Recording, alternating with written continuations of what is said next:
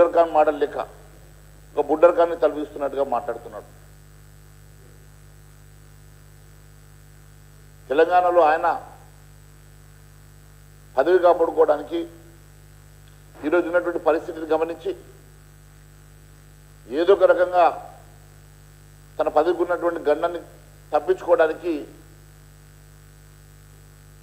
రాహుల్ గాంధీ పాదాల దగ్గర తెలంగాణ ఆత్మగౌరవాన్ని తాకట్టు పెట్టినటువంటి రేవంత్ రెడ్డి ఈరోజు ఏ ముఖం పెట్టుకొని మాట్లాడుతున్నాడో అడుగుతున్నాం. ఈరోజు ముఖ్యమంత్రి లేకుండా సెక్రటేరియట్లో మంత్రులను అధికారులను సమీక్ష చేసినటువంటి రాహుల్ గాంధీ దూతన ఒక రాజ్యాంగేతర శక్తిగానా ఈరోజు మీనాక్షి నటరాజన్ ఎప్పుడైతే సెక్రటేరియట్లోకి ఎంటర్ అయిందో ఆ రోజే రేవంత్ రెడ్డి ఒక అసమర్థుడిగా, రేవంత్ రెడ్డి ఒక డమ్మీ ముఖ్యమంత్రిగా మిగిలిపోయినట్టుగా స్పష్టమవుతున్నది. ఎప్పుడైతే ముఖ్యమంత్రి లేకుండా ఒక అజాత వ్యక్తి సెక్రటేరియట్ సాక్షిగా రివ్యూ చేయడం అంటే గతంలో ఏనాడు చూడలేదు, ఇలాంటి సందర్భాలు ఏ రోజు కానరాలేదు. ఇది ప్రజాస్వామ్యంలో ఒకవైపు వారే చెప్తా ఉన్నారు జై బాబు, జై భీమ్, జై సంవిధాన్ అని. అంటే సంవిధానం పరిరక్షించుకోవాలని రాజ్యాంగ పుస్తకాలని చేతిలో పట్టుకుని తిరగడం కాదు. రాజ్యాంగాన్ని పరిరక్షించాలంటే మీరు రాజ్యాంగాన్ని గౌరవించాలి. అలాంటి రాజ్యాంగేతర శక్తిని తీసుకొచ్చి సెక్రటేరియట్లో కూర్చోబెట్టి మంత్రులను అధికారులను మీరు సమీక్ష చేసి ఆదేశాలు ఇవ్వడం ఇదేనా ప్రజాస్వామ్యం? ఇదేనా మీ రాజ్యాంగానికి ఇచ్చే గౌరవం అని చెప్పి అడుగుతున్నాం.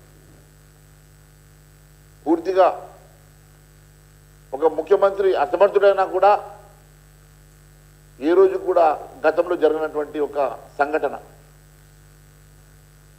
ఒక రాజ్యాంగేతర శక్తితో చేసి సెక్రటేరియట్లో రివ్యూ చేయడం అనేది గతంలో ఎవరు చూడలేదు. కేవలం ఇవన్నీ కప్పిపుచ్చుకోవడానికి, తన పదవిని కాపాడుకోవడానికి నరేంద్ర మోడీ గారి మీద విమర్శ చేస్తున్నటువంటి రేవంత్ రెడ్డి గారు మీ స్థాయిని మించి మీరు మాట్లాడుతూ ఉన్నారు. నరేంద్ర మోడీ గారు మీరు ఏ గడ్డ మీద అయితే మీరు మాట్లాడారో ఆ గడ్డను 3 సార్లు ముఖ్యమంత్రిగా, ఈ దేశానికి 3 సార్లు ప్రధానమంత్రిగా ప్రజలు వారిని ఎన్నుకొని వారిని గౌరవించినటువంటి మహానాయకుడి గురించి మీరు మాట్లాడే అర్హత మీకు ఉన్నదా, నైతిక అర్హత మీకు ఉన్నదా అని చెప్పి అడుగుతున్నాను. ఈరోజు విభజన చేస్తున్నది ఎవరు? ఈ రాష్ట్రాన్ని, దేశాన్ని అతలాకుతలం చేసింది కాంగ్రెస్ పార్టీ కాదని అడుగుతున్నా. మతాల పేరిట విభజన చేసింది కాంగ్రెస్ పార్టీ కాదని అడుగుతున్నా. ఈ దేశాన్ని ముక్కలు చేసింది కాంగ్రెస్ పార్టీ కాదని అడుగుతున్నా. ఆ రోజు హిందూ వ్యతిరేకిగా హిందువులను ఊచకోత కోసి దేశాన్ని విభజన చేసి నీ స్వార్థం కోసం, నెహ్రూ స్వార్థం కోసం, నెహ్రూ ప్రధానమంత్రి కావాలని ఆ రోజు బ్రిటిషర్ తోటి మీరు చేతులు కలుపుకొని దేశాన్ని విభజన చేసి ప్రధానమంత్రి అయినటువంటి మీ వంశం కాదని అడుగుతున్నా. మీ ప్రధానమంత్రి పదవి కోసం, నెహ్రూ ప్రధానమంత్రి పదవి కోసం దేశాన్ని ముక్కలు చేసేటువంటి కాంగ్రెస్ పార్టీ, దేశ విభజనకు కారణమైనటువంటి కాంగ్రెస్ పార్టీ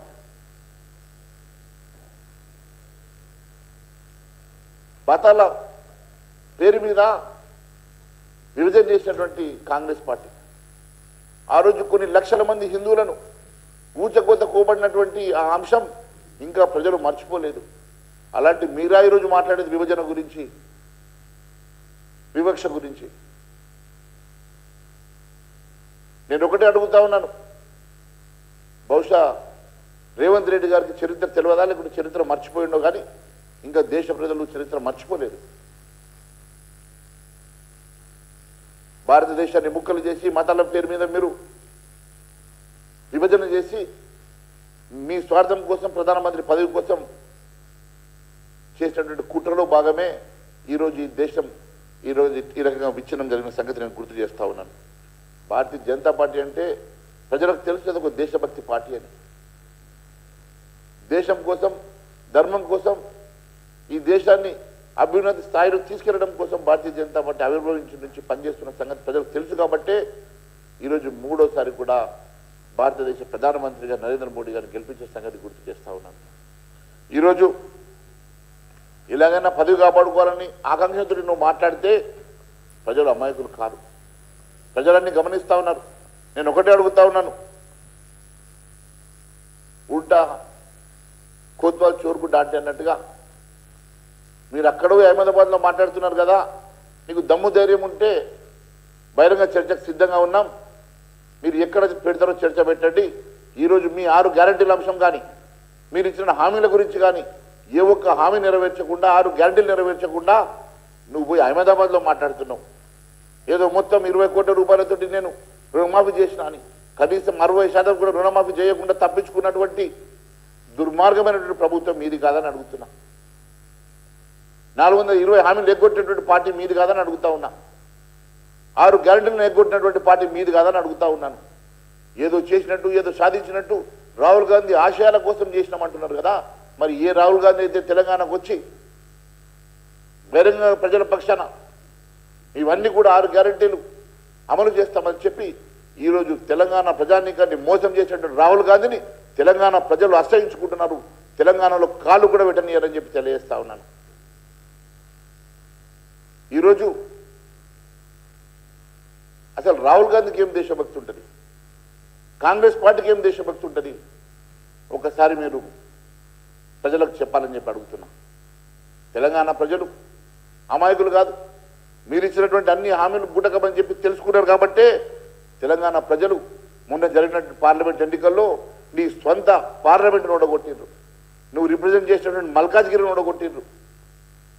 నువ్వు గతంలో నీ కొడంగల్లో అసెంబ్లీ ఎన్నికల కన్నా దాదాపు 23,000 ఓట్లు తప్పగా పోలేని అంటేనే నీ పరిస్థితి ఏమున్నదో అర్థమవుతున్నది. ఈరోజు కొడంగల్లో నువ్వు మళ్ళీ పోటీ చేస్తే నువ్వు గెలుస్తావా లేదా అనేటువంటి పరిస్థితి ఉన్నది. నువ్వు ఈరోజు నరేంద్ర మోడీ గారి గురించి మాట్లాడేది. ఈరోజు మనం మాట్లాడేటువంటి మాటలు చూస్తూ ఉంటే మొన్న జరిగినటువంటి పట్టభద్రుల ఎన్నికల్లో కూడా మేధావులు సైతం ఈరోజు భారతీయ జనతా పార్టీని గెలిపించి ఈరోజు భారతీయ జనతా పార్టీకి మేము అండగా ఉన్నామని చెప్పి మమ్మల్ని ఆశీర్వదిస్తుంటే కాలు పెట్టనియడట. అసలు కాలు పెట్టనియది మీరు రాహుల్ గాంధీని. మేము తెలంగాణ ప్రజలు రేపు రాహుల్ గాంధీ తెలంగాణకు వస్తామంటే కాలు పెట్టనియరని చెప్పి తెలియజేస్తున్నాం. మీరు ఇచ్చినట్టు హామీలు అమలు చేయకుండా, 6 గ్యారంటీలు అమలు చేయకుండా, 420 హామీలు అమలు చేయకుండా ప్రజల్ని మోసం చేసింది కాంగ్రెస్ పార్టీ. కాబట్టి ఈరోజు మేము రాహుల్ గాంధీకి తెలంగాణకు రావడానికి ముఖం లేదు. ఏ సెంట్రల్ యూనివర్సిటీలోనైతే ఆ రోజు వచ్చి దీక్ష పేరు మీద దొంగ దీక్ష చేసిండో అదే సెంట్రల్ యూనివర్సిటీ భూములు ఈరోజు నువ్వు కాజేస్తే దమ్ము ధైర్యం ఉంటే ఈరోజు రాహుల్ గాంధీ నుంచి సెంట్రల్ యూనివర్సిటీలో మీటింగ్ పెట్టమని విద్యార్థులు దానికి జవాబు చెప్తారని తెలియజేస్తున్నాం. ఎప్పుడైనా